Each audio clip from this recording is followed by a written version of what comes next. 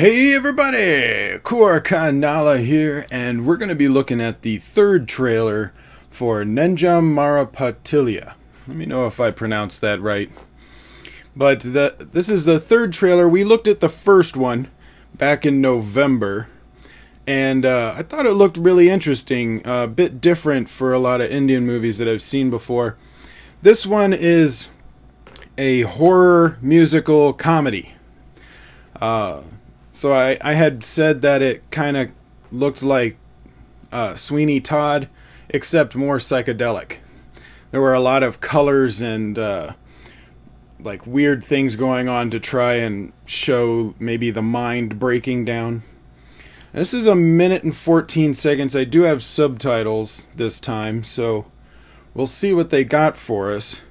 I did, like in my last reaction for the first trailer, I mentioned this poster. I really liked the look of that poster. It's got a they shadow the edges. It's got a gothic look to it. A lot of greens in there, and I like the way the title is, with the designs around it and everything, and that red word. I can't remember what, I think it meant blood or something, or I don't know. Let me know what the red part of that word meant. I think it's patil. But let me know what that means. So let's check out the third trailer and we'll see what they got for us. Lord, our Lord, how excellent is thy name.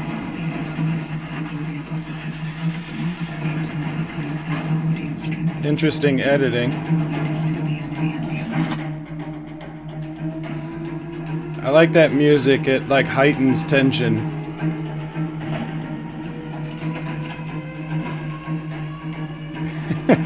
Interesting. They showed a little bit of him in the first one. Cocaine.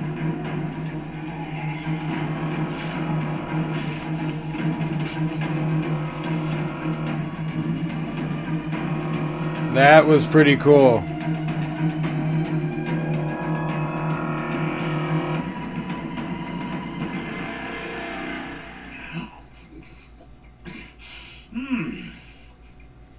எங்க அப்பா அப்பவே சொன்னாரு, டேய் இந்த வசதியான சம்பந்தம் எல்லாம் வேண்டாம்டா, உனக்கேத்த ஒரு மகாலட்சுமி கட்டிக்கன்னு. கேட்டனா?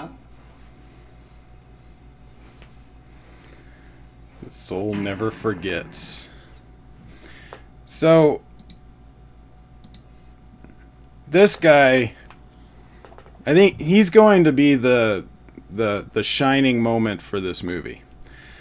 In the first trailer that we looked at, he had this kind of monologue where he's speaking to the spirit woman, basically asking her to rip his face off, from what I remember. So I did have subtitles on the first one for this. I'm sorry, I forgot about that. I just remembered. But he had this really interesting dialogue, and the way that he acted it, I like it. It was nice and creepy. This one, you can kind of tell that he's going insane. I think at this moment, it was probably halfway through the movie, I think. Probably right before intermission, if it's going by the interval block system.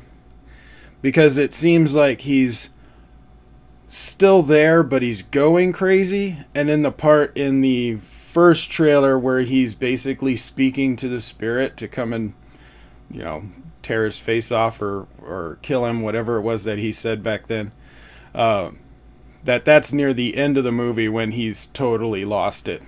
So I think a lot of this movie is going to be the breakdown of this guy's mentality, especially with a lot of the weird visuals that they've got going on. And that's going to be a huge part of this movie, is those strange visuals. If we look at the editing in this sequence, was interesting. I liked that it was going back and forth like that. They're trying to show the fractured of the mind, that it might be something that he's thinking about, since he's the static in the scene. and usually the static person in the scene is the one that you're focusing on. She's praying. It could be that she's praying for him, or she is praying in general and he's thinking about it, or maybe he's going crazy. This could be in the maybe halfway through the first interval, or in the beginning. It could be in the very beginning, or actually that could be the last scene of the movie, but I don't think they would do that. But I liked that editing of it switching back and forth really fast like that. It made it chaotic, as if the mind was fracturing. It was a good edit. A lot of the colors in the movie are meant to be off-putting. Like this is a lot of orange and a lot of yellow to kind of show like warmth, but then later on you've got a lot of blues, a lot of cool tones, try and show dread or sadness.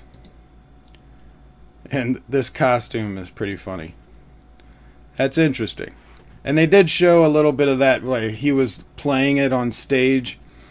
I don't know if he was doing a concert or maybe he was auditioning for something. The cocaine, of course, she's not really sniffing the cocaine. She's looks like she already did, and she's just got her face at the table. Here's some of the cooler tones where they bring down the mood. I love their use of colors. Their use of colors is very interesting, and it's going to be a big part of how the movie is being told. And I think a lot of the color schemes that they're going to be doing are supposed to reflect what's going on in his mind at the time. Now this, I would have said this is interesting editing, except they only did this for the trailer. This is not in the movie, I don't think. Because this feels a little out of place from the rest of the film for the trailer. Like they wouldn't really jump into a comic book panel kind of editing style. So I think this is only in the trailer and just a way of showing more visuals and giving a little, the devil knows everything except the end. I did like that. That was pretty cool when she basically turned into dust. Charred paper, it looks like. I don't know why, but it's a cool visual.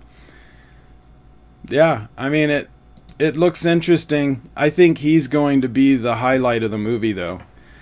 It's probably going to be about his mind being fractured.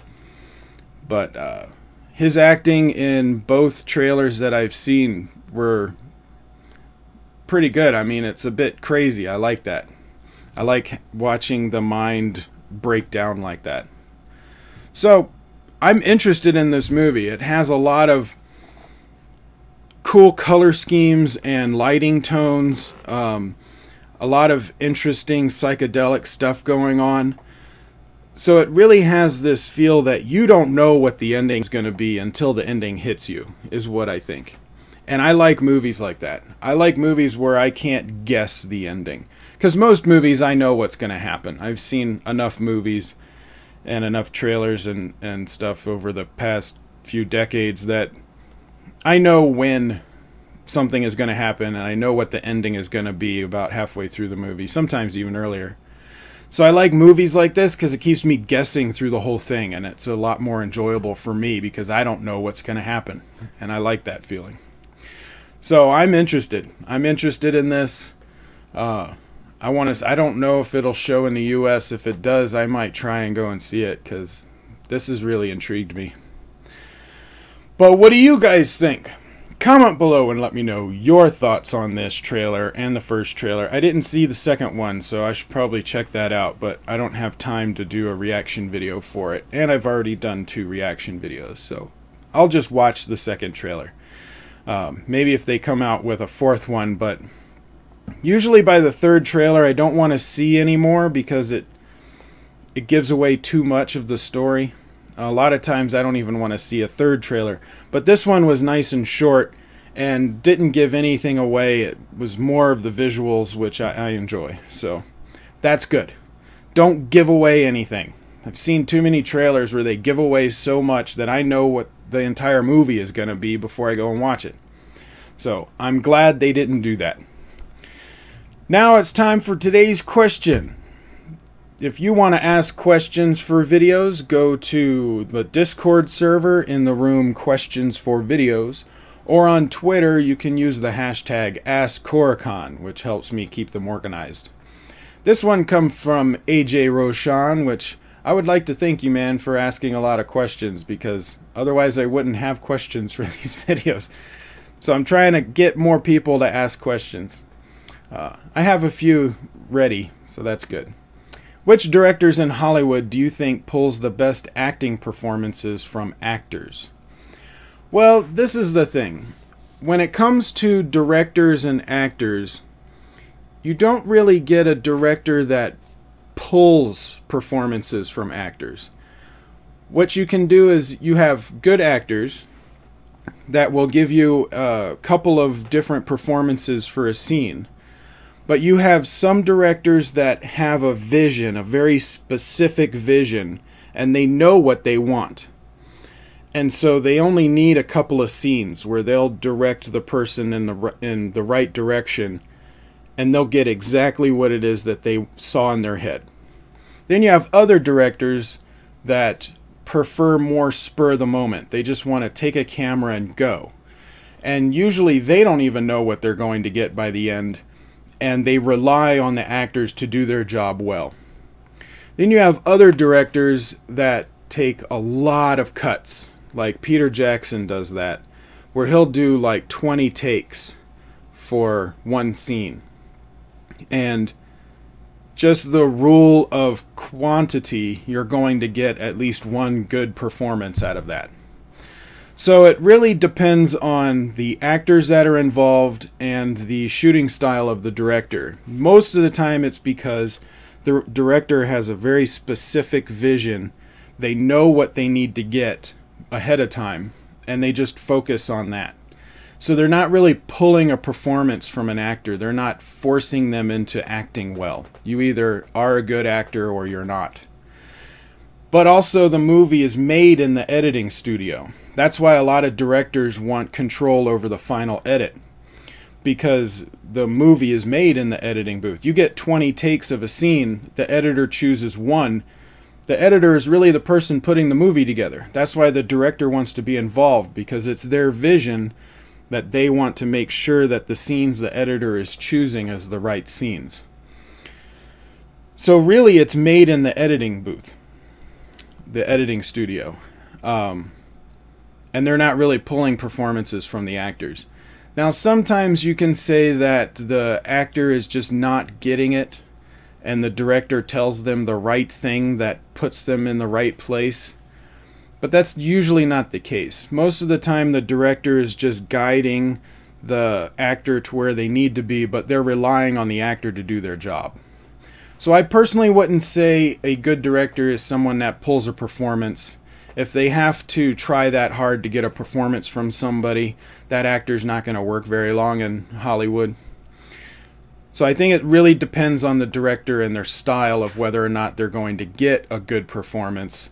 If they have an actor that's not that great, they may take 20 takes just so that they hope that they get one. If they have a good actor and the director has a specific vision, he'll get there very easily. So yeah, depends on your director's style. Who's your favorite director? Comment below and let me know your thoughts. If you're on VidMe, upvote this, give me a follow, and share it around. If you're on YouTube, like, share, subscribe, tell your friends, and I will see you on the next video.